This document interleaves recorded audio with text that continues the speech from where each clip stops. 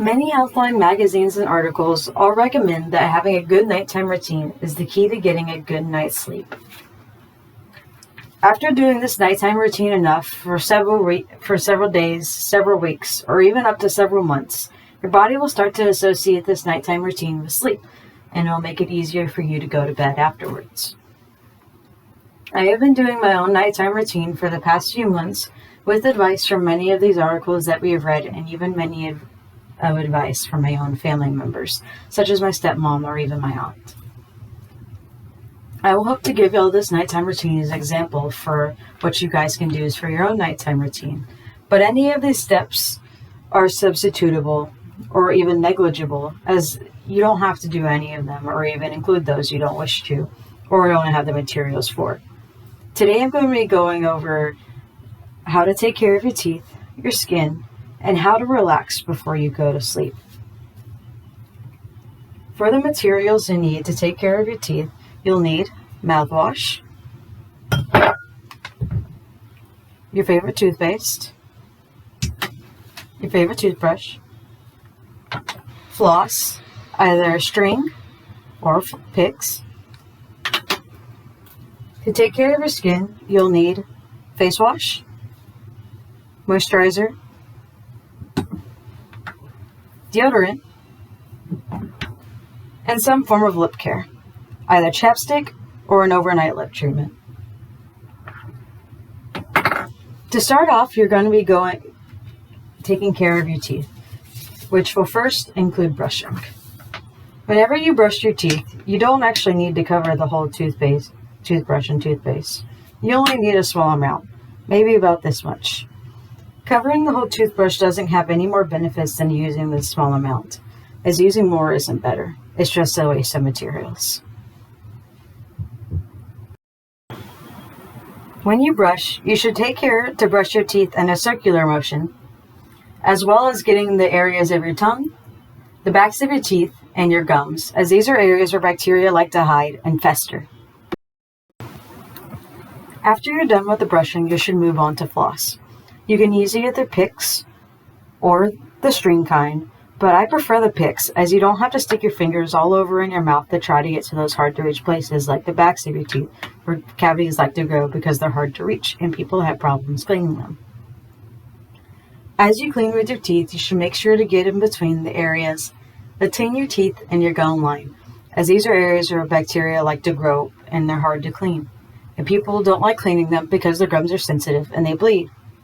But something as simple as flossing every day, at least once, will help get rid of the bleeding in just as fast as a few weeks. This is something I've had to deal with on my own, and I personally say that it does go away after enough time of flossing. When you floss, you'll know if you've gotten to the materials in your food if you've happened to find little particles of food that come up on your string. This means you're doing a good job and keep on going. After getting done with the floss, next you move on to the mouthwash. How much mouthwash you take is up to you, but you should leave enough room in your mouth for you to be able to move the mouthwash around. Different mouthwashes recommend different amounts of time for you swishing them around in your mouth. Mine recommends about a minute, so it gives it enough time to kill all the bacteria in your mouth.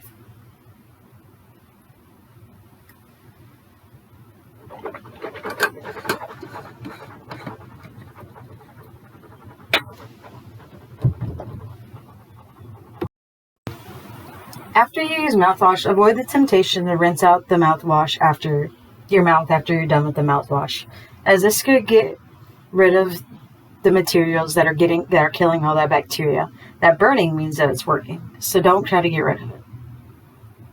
Next, you're going to move on to skincare.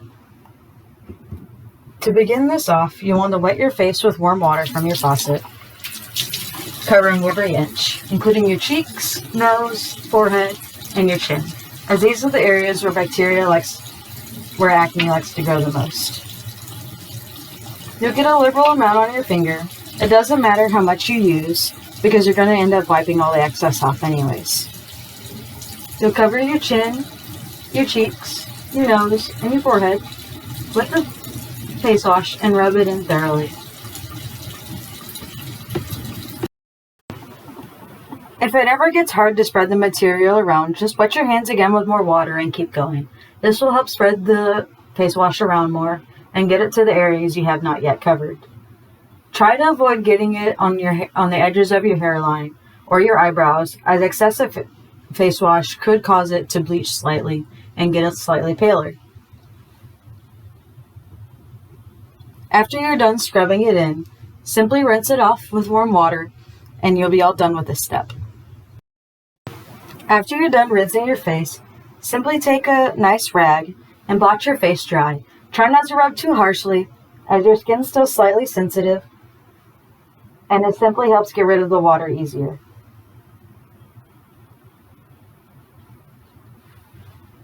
After that's all done, next is the moisturizer. This step is very important if you choose to include the face wash, because if you face wash enough and never moisturize, your skin will get extremely dry. A perfect example I have of this before I used to moisturize is the skin around my lower lips here would get very dry, red, and irritated, making me look like I was a vampire just finished drinking blood. You'll follow the same steps you used with the moisturizer, with the face wash, putting it around the areas where acne likes to build up most, your cheeks, nose, chin, and forehead, and simply rub it in like sunscreen. You won't end up rinsing off the moisturizer because it seeps into your skin and gives it a nice, cool feeling. Next, you'll move on to deodorant. The reason I decided to include deodorant in my nighttime routines is, like many people, I sweat a lot during my sleep, and it ends up to a not so pleasant smell in the morning, even though I just cleaned myself up in the shower the night before.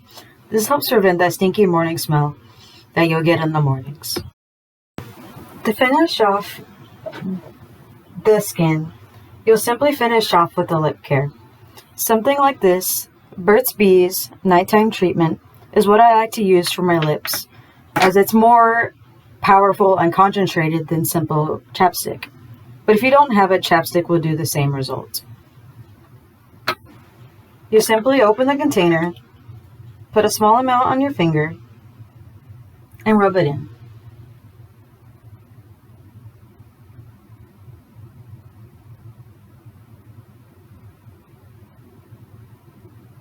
Make sure to include the corner of your lips, as these areas will become dry and irritated as well if not taken care of.